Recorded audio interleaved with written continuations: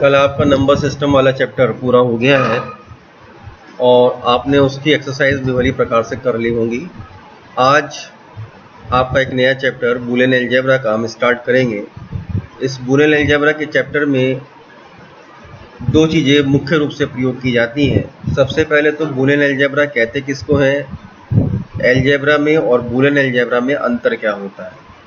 Algebra, जिसको हम साधारण बोलचाल की भाषा में बीजगणित भी बोल देते हैं, वो हमारा साधारण गणित के सवालों को, मैथमेटिक्स के जितने भी सवाल होते हैं, इक्वेशंस होती हैं, उनको सॉल्व करने के लिए जिस गणित का प्रयोग आप करते हैं उसको हम अलजेब्रा कह देते हैं, या जिस गणित के अंतर्गत हम उसका प्रयोग करते हैं वो अलजेब्रा कहलाता है।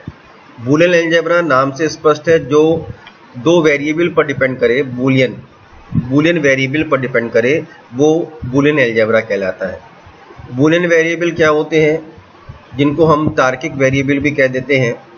और तार्किक वेरिएबल को समझने से पहले आपको तार्किक कथन को समझना अति आवश्यक होगा कि तार्किक कथन क्या होते हैं। बूलियन अलजेब्रा दो वेरिएबल 0 और 1 पर काम करता है, केवल दो वेरिएबल पर, 0 और 1। 0 किसी स्टेटमेंट के सत्य होने को दर्शाता है या किसी वेरिएबल को सत्य होने को दर्शाता है, और 1 किसी वेरिएबल के असत्य होने को दर्शाता है। इसको मॉडिफाई करके जॉर्ज बूले ने 1847 में इसको एक बीजगणित का रूप दिया, जिसको बूलियन बीजगणित कहा गया। तब इस कंडीशन को हमने इन्वर्स कर दिया, अर्थात यदि हमारा कोई स्टेटमेंट सत्य है तो वह वैल्यू 1 रखेगा, और यदि कोई स्टेटमेंट असत्य है तो वह वैल्यू 0 रखेगा, जिसको हम ट्रू को t से रिप्रेजेंट कर देते हैं और फॉल्स को 0 से रिप्रेजेंट कर देते हैं। इसको हम एक एग्जाम्पल के थ्रू समझेंगे कि बूलियन अलजेब्रा होता क्या है। बूलियन अलजेब्रा में दो वेरिएबल आपको भी बताया, तार्किक वेरिएबल और तार्किक कथन का प्रयोग हुआ। तार्किक कथन क्या होते हैं, ऐसे कथन जिनकी वैल्यू या तो सत्य होगी या असत्य होगी, या कभी कभी इन दोनों में से कोई एक निश्चित रूप से होगी। जैसे आज मंगलवार है, तो यदि आज मंगलवार है तो यह कथन सत्य है, लेकिन यदि इसको कल पढ़ा जाए, जैसे कल सोमवार था, तो यह कथन कैसा हो जाएगा, असत्य हो जाएगा। या आगे के दिनों में इसके लिए जाना जाए, आगे के दिनों में हम बुधवार में इसको पढ़ें तो बुधवार में यह कथन कैसा हो जाएगा, असत्य हो जाएगा। तो ऐसा कथन जो या तो सत्य वैल्यू रखता हो या असत्य वैल्यू रखता हो, ऐसा कथन क्या कहलाता है, तार्किक कथन कहलाता है। दूसरा एग्जाम्पल लेंगे हम, मनुष्य का जीवन नश्वर है। तो ये सभी को मालूम है मनुष्य का जीवन नश्वर है, वो एक निर्धारित आयु को लेकर अपने इस धरती पर आया है, अपने कर्म को करने के लिए आया है, तो ये कथन सत्य है। ऐसा कथन क्या कहलाएगा, तार्किक कथन कहलाएगा, जिसको हम लॉजिकल स्टेटमेंट कह देते हैं। तीसरा एग्जाम्पल, पृथ्वी गोल है। पृथ्वी गोल है, सभी जानते हैं, तो पृथ्वी गोल है तो यह कथन कैसा हो गया, सत्य हो गया, असत्य नहीं है। अब ऐसा कथन लेके चलते हैं कि जिसमें हम ये डिसाइड ना कर पाएं कि यह कथन सत्य है या असत्य है। जैसे हम एक एग्जाम्पल लेते हैं, आप क्या कर रहे हैं, आप क्या कर रहे हैं। तो हम यहाँ पे बैठे हैं अपने कॉलेज में और आप अपने घर पे इस वीडियो को देख रहे हैं, तो हमें क्या पता आप क्या कर रहे हैं। तो जिसके बारे में डिसाइड नहीं किया जा सकता कि आप इस समय क्या कर रहे हैं, तो ऐसे कथन को हम तार्किक कथन नहीं कह सकते। कृपया बाहर जाइए, एक स्टेटमेंट ये भी हो सकता है, कृपया बाहर जाइए, तो ये भी सत्य और असत्य कंडीशन पर डिपेंड नहीं करता है। एक स्टेटमेंट इसमें सबसे ज्यादा प्रयोग होगा, वो ये है कि प्रत्येक तार्किक वेरिएबल तार्किक कथन होता है, लेकिन प्रत्येक तार्किक कथन तार्किक वेरिएबल नहीं होता। इस सेंटेंस पर आप विशेष रूप से ध्यान देंगे, प्रत्येक तार्किक वेरिएबल तार्किक कथन होता है, परंतु तार्किक कथन तार्किक वेरिएबल नहीं होता। यानी जितने भी हमने स्टेटमेंट पढ़े अब तक, वो तार्किक कथन तो थे, लेकिन वो तार्किक वेरिएबल है या नहीं है, इसके बारे में हमें डिसाइड करना होगा। लेकिन यदि वो तार्किक वेरिएबल है तो वो तार्किक कथन निश्चित रूप से होगा। जैसे फॉर एग्जाम्पल के रूप में हम से लें कि आज विद्यालय का अवकाश है। एक स्टेटमेंट हमने लिया, आज विद्यालय का अवकाश है। तो ये स्टेटमेंट यदि सत्य भी हो सकता है और असत्य भी हो सकता है। यदि अवकाश हुआ तो सत्य हो गया, और यदि अवकाश आज नहीं है विद्यालय का तो ये असत्य हो गया। ठीक इसी प्रकार से इसकी दो वैल्यू हो गई 0 और 1। 0 और 1 क्या हो गए, इसके लॉजिकल वेरिएबल हो गए। तो ये लॉजिकल वेरिएबल भी है क्योंकि इसका मान बदलता रहता है। अगर आज अवकाश नहीं हुआ तो इसका मान 1 हो जाएगा, आज अवकाश है तो उसका मान 0 हो जाएगा। तो जिसका मान बदलता रहता हो वो वेरिएबल कहलाते हैं। आपको ये बात पता होनी चाहिए, वेरिएबल जिसका मान बदलता रहता हो। जैसे आप लॉजिकल इक्वेशंस अलजेब्रा के अंदर प्रयोग करते हैं, एक्स और वाई की इक्वेशन आपने प्रयोग की, उसमें एक्स और वाई के मान अलग अलग वैल्यूज में अलग अलग आते रहते हैं।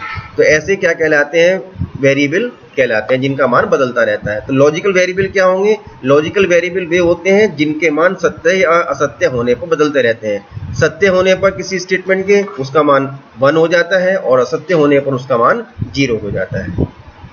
अगला स्टेटमेंट यदि हमने, क्या कल विद्यालय का अवकाश रहेगा, इस सेंटेंस पर ध्यान देंगे, क्या कल विद्यालय का अवकाश रहेगा। तो इसकी 3 कंडीशंस हो सकती हैं। आप या तो कहेंगे हाँ, या कहेंगे ना, या कहेंगे पता नहीं। 3 कंडीशन हो गई, हाँ, नहीं, पता नहीं।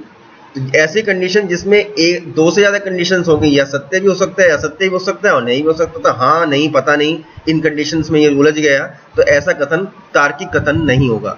और जो तार्किक कथन नहीं है वो तार्किक वेरिएबल तो होगा ही होगा नहीं। ठीक है, तार्किक कथन तार्किक वेरिएबल नहीं होगा, लेकिन तार्किक वेरिएबल तार्किक कथन जरूर होगा। इसका एक एग्जांपल यदि हम आपके सामने लें, अभी लेंगे, जैसे आज है राम की आयु 10 वर्ष है, तो क्या ये तार्किक कथन और तार्किक वेरिएबल दोनों हैं? आप इसके बारे में अगर आपसे जानना चाहें तो आप कैसे जानेंगे कि ये तार्किक कथन और तार्किक वेरिएबल दोनों है या नहीं है? राम की आयु 10 वर्ष है, तो राम की आयु अगर 10 वर्ष हुई तो उसका स्टेटमेंट सत्य हो गया, वो सत्य हो गया स्टेटमेंट। और यदि उसकी आयु 10 वर्ष नहीं हुई तो वह असत्य हो गया।